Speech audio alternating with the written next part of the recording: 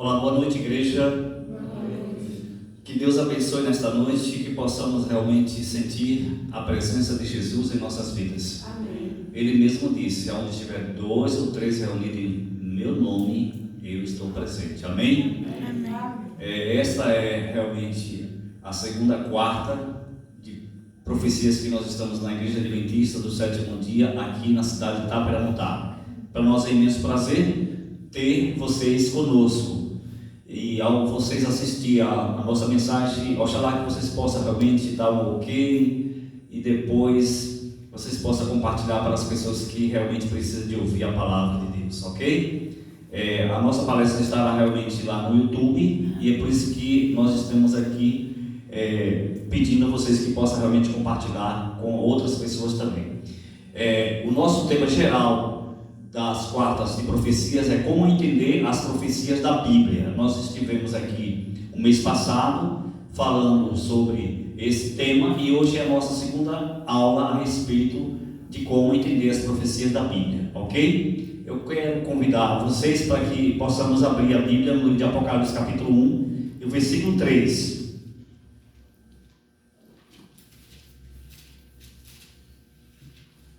Apocalipse 1, 3.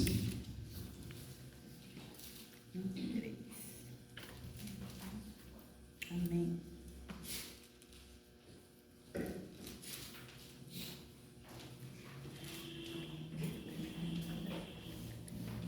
Amém? Amém. Aqui diz assim: bem-aventurados aqueles que leem e aqueles que ouvem as palavras da profecia deste livro e as guardam as coisas escritas nelas, pois o tempo está próximo. Amém? Amém. Quem de vocês acha que o tempo está próximo? Amém. Amém? Muito bem. Hoje nós escolhemos assim, um tema para poder realmente passar para a igreja, assim um pouco mais didático, a fim de que a gente possa conhecer melhor a palavra de Deus. Porque para você conhecer realmente as profecias, você de fato tem que conhecer primeiro o quê? Qual é o manual? A palavra de Deus, a Bíblia, né? Certo? A palavra profética, né? A palavra dos profetas. Então nós precisamos de conhecer um pouquinho mais a respeito da nossa Bíblia, para que a gente possa realmente explanar a palavra profética para as pessoas que realmente precisam ouvir a palavra de Deus. Então, sem dúvida alguma, nós estamos vivendo dentro de um grande conflito. E esse conflito, um dia ele começou. Ele começou aonde? Ele começou no céu, veio parar na terra. Mas esse grande conflito, ele parou? Não. Ou ele está em andamento? Continua. Ele está em andamento até o dia final. Certo? Então, nesse grande conflito, nós temos duas forças antagônicas: a força do bem e a força do mal. E entre essas duas forças antagônicas estão nós, os seres humanos, né? Então nós estamos dentro desse grande conflito. E nesse grande conflito, essas duas forças misteriosas que a gente não pode ver, mas a gente pode sentir, seja lá do qual lado nós estamos, nós não podemos ficarmos, na verdade, neutralizados, porque elas também não estão neutralizadas, elas estão em constante conflito, em combate, certo? A força do bem está realmente combatendo para fazer o quê? Para fazer o quê? Para salvar almas.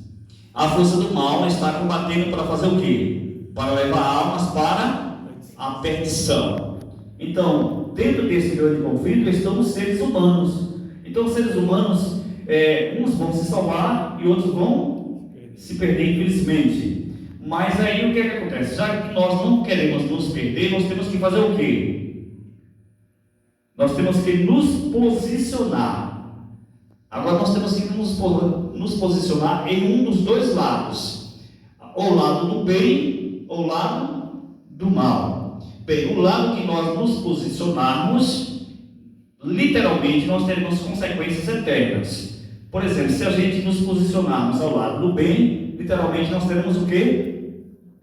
Qual é a consequência? a vida eterna. Se nós nos posicionarmos do lado do mal, qual é a consequência? Ao contrário, no caso da vida é o quê? O contrário do bem é o quê? O contrário do certo é o quê? O contrário da luz? Está vendo aí? O contrário do lago é o quê? O estreito. O contrário do céu é o quê? O inferno. Então nós só temos o quê? Só temos um lado lá para nós escolher. Eu vou falar que eu e você possamos realmente escolher o lado do bem, o lado da luz. Certo? Então, gente, essas duas forças ministeriosas, elas estão realmente em constante conflito para poder conquistar espaço, domínio e pessoas, certo? Então, para a gente realmente entender um pouco a respeito desse grande conflito, para a gente realmente poder compartilhar com outras pessoas, nós precisamos de fazer o quê? O que eu falei para vocês? Examinar as Escrituras. Muito bem. A gente precisa fazer o quê? Examinar as Escrituras, porque nelas teremos o que? A vida eterna. São elas que dão testemunho de quem? De Jesus Cristo. E Jesus ele falou que quando ele ia explicar a respeito dele mesmo, ele começava por onde? Por Moisés. Ele discorria pelos salmos, passava por todos os profetas para depois explicar o que constava a seu respeito. São Lucas 24, versículo 27, assim está escrito. Então, como eu disse para vocês que nós precisamos realmente conhecer um pouco mais das Escrituras Sagradas, então, quero dizer para vocês que as Escrituras Sagradas, ela foi escrita em 3 linguagens. A primeira linguagem, hebraica, aramaica e depois, por último, o grego. Vocês sabiam que o Novo Testamento foi escrito no grego? O Velho foi no hebraico e no aramaico. O aramaico por quê? Porque quando os judeus vieram lá da Babilônia, quando eles foram libertados da Babilônia e vieram para a sua terra natal, então eles vieram falando o quê? A língua dos caldeus, que era o aramaico. Então eles escreveram a Bíblia no hebraico e no aramaico, e o Novo Testamento no grego. Então, segundo o que nós aprendemos, que a Bíblia, ela levou um período de quantos anos? Alguém sabe? Para ser escrito? 1600 anos a Bíblia levou para ser escrita, certo? Portanto, o primeiro escritor, quem foi o primeiro escritor? Moisés, não foi? O último escritor da Bíblia, quem foi? Quem escreveu o último livro? João. Então a Bíblia levou em torno de um período de 1600 anos. A Bíblia levou esse período para ser escrita. Bem, a Bíblia ela também está dividida em 2 partes: o Antigo Testamento, né? E o Novo Testamento. Nós sabemos que o Velho Testamento ele contém quantos livros? Ele contém 39 livros e o Novo 27 livros. O Antigo Testamento foi escrito em que período? Foi escrito antes de Cristo e o Novo depois de Cristo. Não sei se vocês sabiam, mas naquele intervalo entre o Velho e o Novo Testamento houve um período de silêncio. E esse período de silêncio durou 4 séculos. 4 séculos são quantos anos? 400 anos. Porque o último dos profetas que escreveu o Velho Testamento foi quem? Esdras e Neemias. Mas por último está lá o livro de Malaquias, porque a Bíblia não está realmente encadernada cronologicamente, tá certo? Porque se fosse cronologicamente, o Novo Testamento seria o livro de Marcos, porque não foi o livro de Mateus que foi escrito primeiro. E se fosse cronologicamente, não teria sido o livro de Gênesis que está no primeiro livro, sim o livro de Jó. que segundo os estudiosos bíblicos, o primeiro livro a ser escrito foi o livro de Jó. Então Jó nem parece ser um patriarca, porque ele está perto de aonde? Está colado no livro de Salmos. Mas aí ele teria que ter sido o quê? O primeiro livro da Bíblia, mas ele foi um patriarca sim. Certo, gente? Então, a Bíblia ela foi escrita realmente por cerca de 40 autores. 40 autores.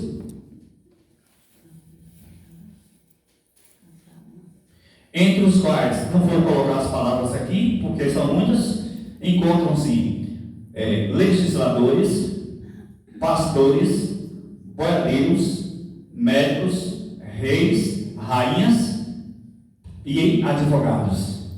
Então, em torno de 40 autores foi necessário para escrever as escrituras sagradas, certo? Então, a Bíblia, a palavra Bíblia, ela vem do grego, que significa Biblios, que significa uma coleção de livros tido como sagrado pelos cristãos, certo? Então a Bíblia ela também é considerada como a palavra de Deus, porque é o livro mais lido de toda a história do mundo, é o livro mais vendido, e ainda, além disso, existem algumas evidências que provam que a Bíblia é a palavra de Deus. Por exemplo, ela antecede a ciência. Antes da ciência descobrir realmente que havia uma atmosfera, a Bíblia já falava por meio dos profetas, e o povo quebrando a cabeça para ver se tem uma atmosfera, né? Por exemplo, outra evidência que a Bíblia ela antecede a ciência, porque os cientistas passaram durante séculos tentando descobrir realmente de que forma era a Terra, se era quadrada, retangular ou arredondada. E a Bíblia já falava, você vai ler o livro de Jó, capítulo 1, lá fala o quê? De onde vem Satanás? De rodear a Terra e passear por ela. Então a Bíblia fala realmente que a Terra é de forma arredondada. Então ela antecede a ciência. Outra coisa, uma outra evidência que a Bíblia realmente é a palavra de Deus, porque nela nós encontramos um conteúdo que é adequado para o recém-nascido, para o infanto juvenil, para o adolescente, para o jovem, para o adulto e para quem mais? E para o idoso. Por esse motivo que a Bíblia realmente se adapta a todas as idades. Amém?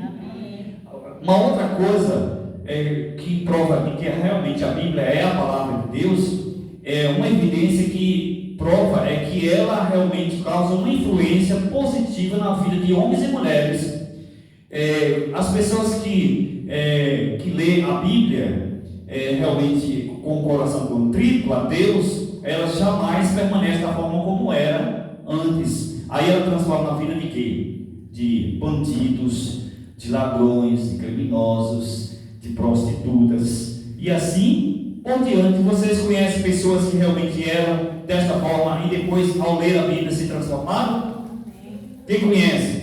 Diga amém. Amém. Amém, entendeu? Então realmente a Bíblia ela é uma evidência forte que é a palavra de Deus. Outra coisa de que a Bíblia é a palavra de Deus é o que nós encontramos nesse texto aqui, o livro de Isaías.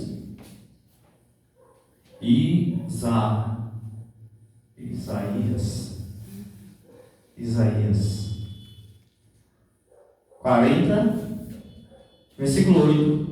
O que diz lá? Seca-se a erva, cai a sua flor, mas a palavra de Deus, essa permanece para sempre. Então ela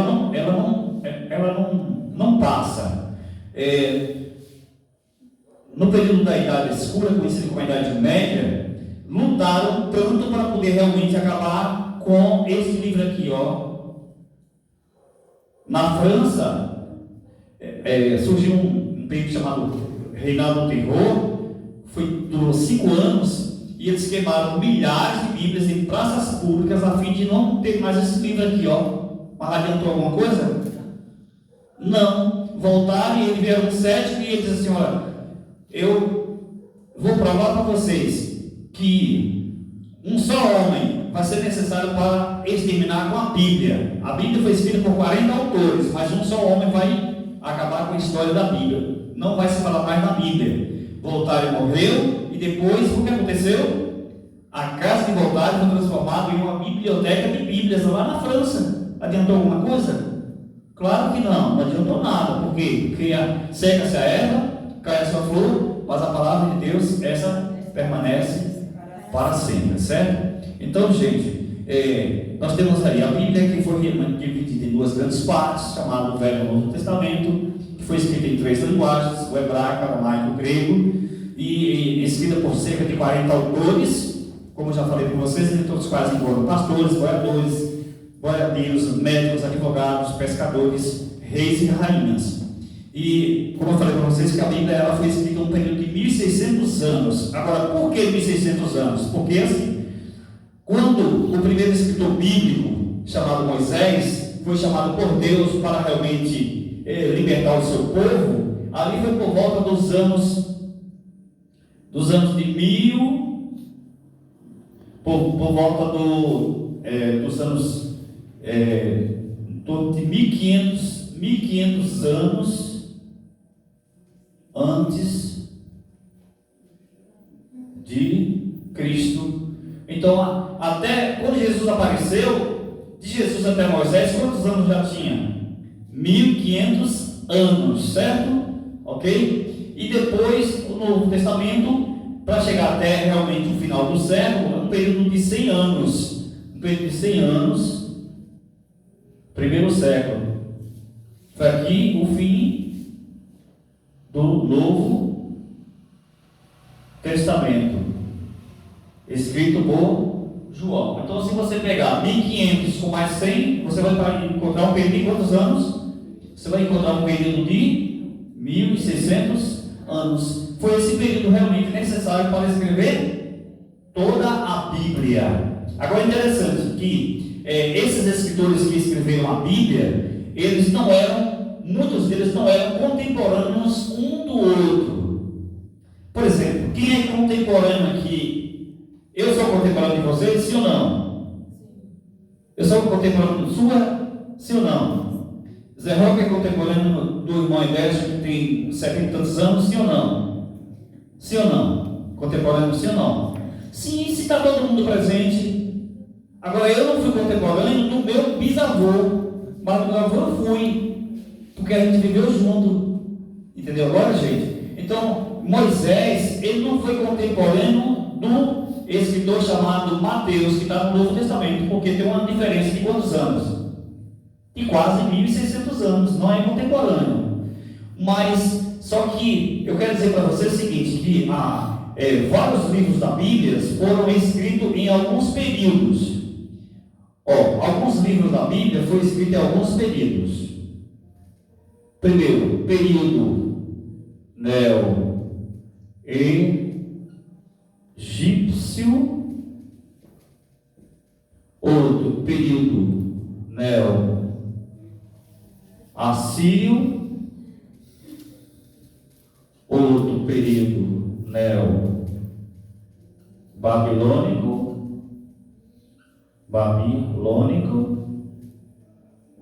Outro período neo-medo,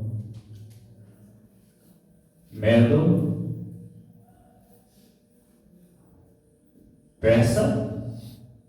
Entendeu? Então a Bíblia foi escrita nesses períodos aqui, certo?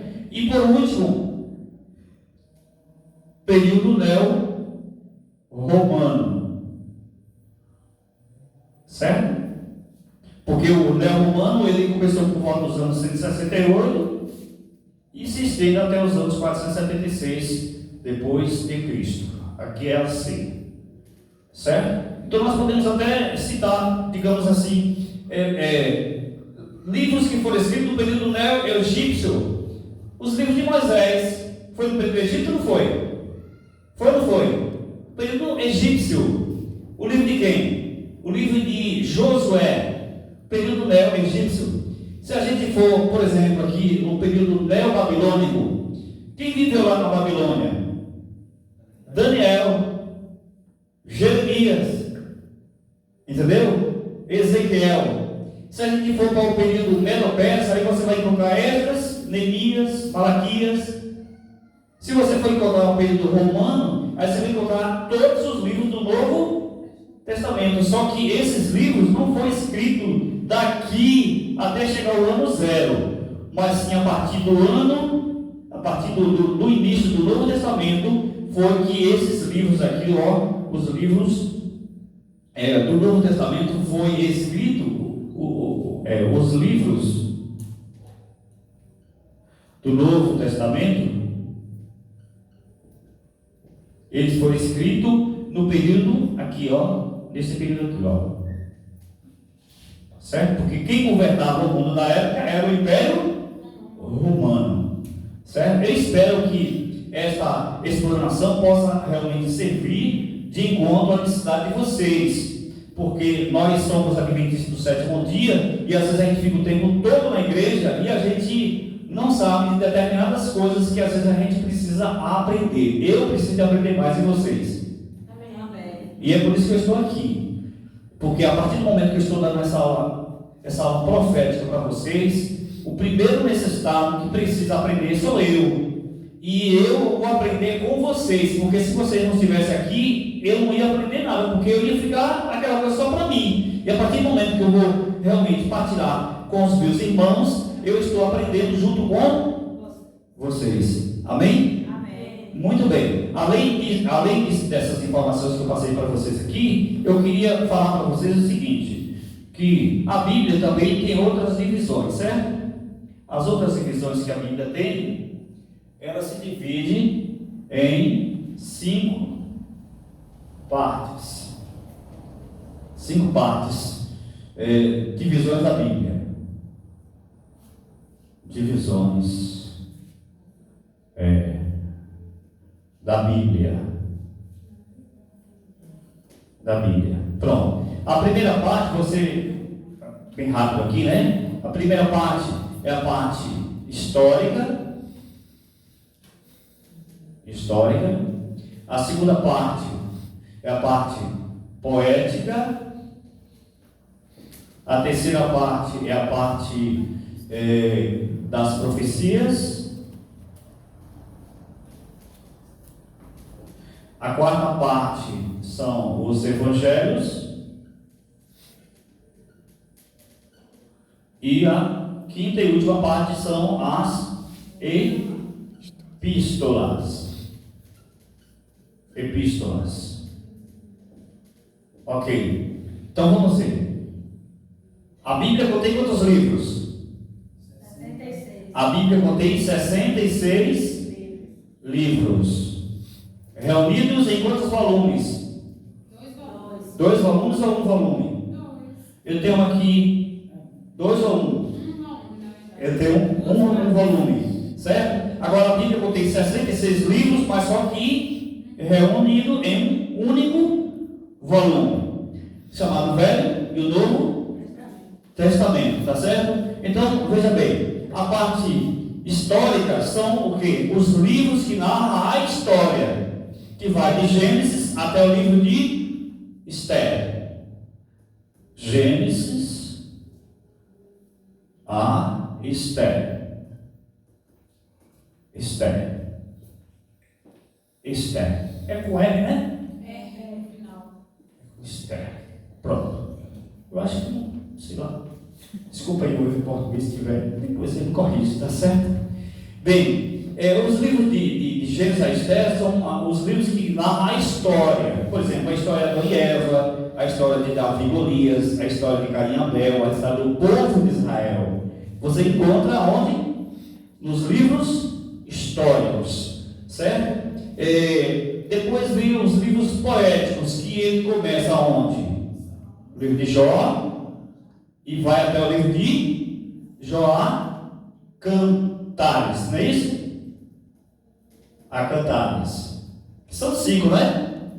Jó, Salmos, Provérbios, Eclesiastes e Cantares. Não é assim? Então são 5 livros. Aqui, são 5 livros. Muito bem. Nós temos também aqui os livros que são os livros proféticos, que eles vão de Isaías, a Malaquias, e por último, qual é o último livro profético? Apocalipse. Muito bem.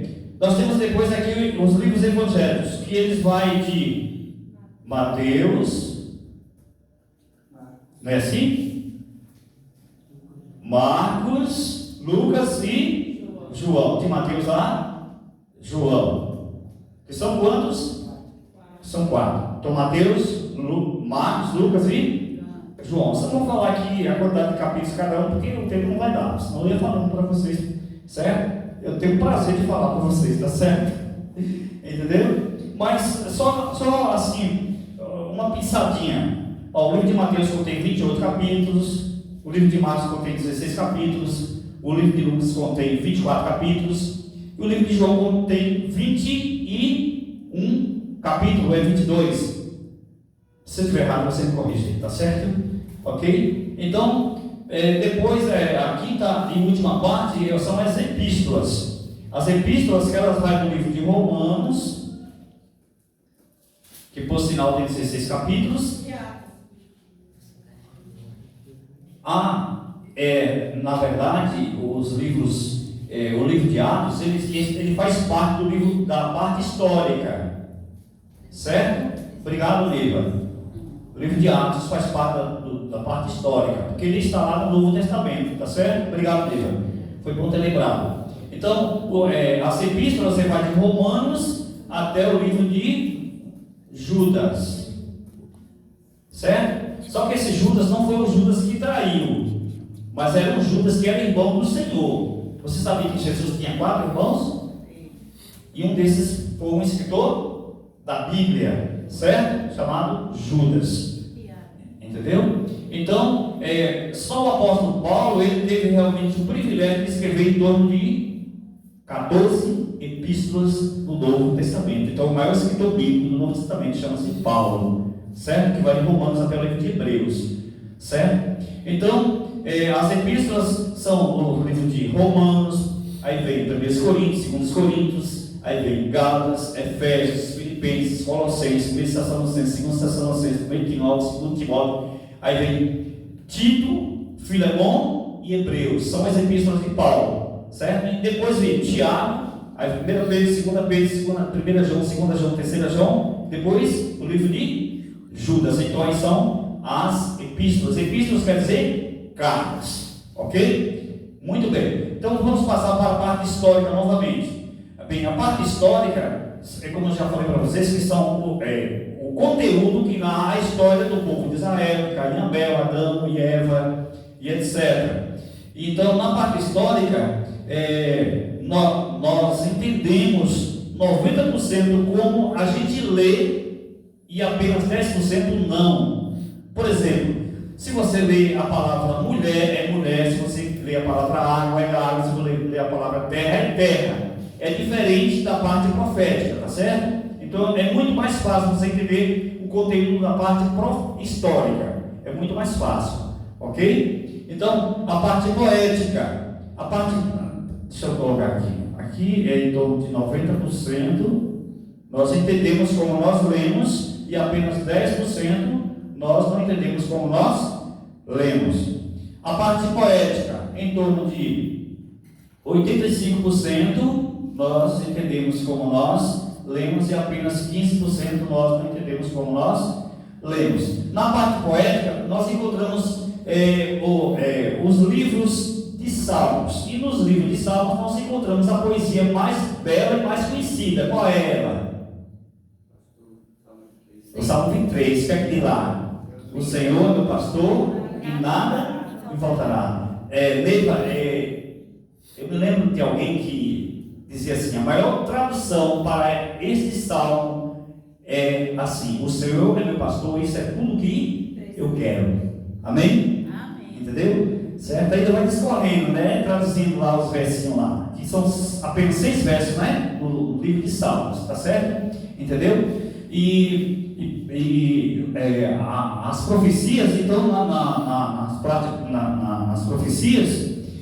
nas profecias, já é o contrário, ó, 90% que nós lemos, nós já não entendemos como nós lemos, e apenas 95% quer dizer, ó, 95% do que nós lemos, nós não entendemos como a gente lê, e apenas 5% do que a gente lê é o que a gente entende na parte profética. É por esse motivo que muita gente que é religioso, líderes religiosos, estão colocando na mente do povo que não precisa ler o livro do Apocalipse, porque o livro do Apocalipse é um livro fechado, entra em contradição com o próprio livro, porque quando João recebe a mensagem, o anjo disse para ele o quê? Não serve as palavras desta profecia. E o único livro que foi selado foi o livro de Daniel, dos livros proféticos, só foi o livro de Daniel. Mas só que o anjo assim, serve as palavras do livro dessa profecia até o tempo do fim. Então, até o tempo do fim, o livro era selado, mas só que a gente já passou do tempo do fim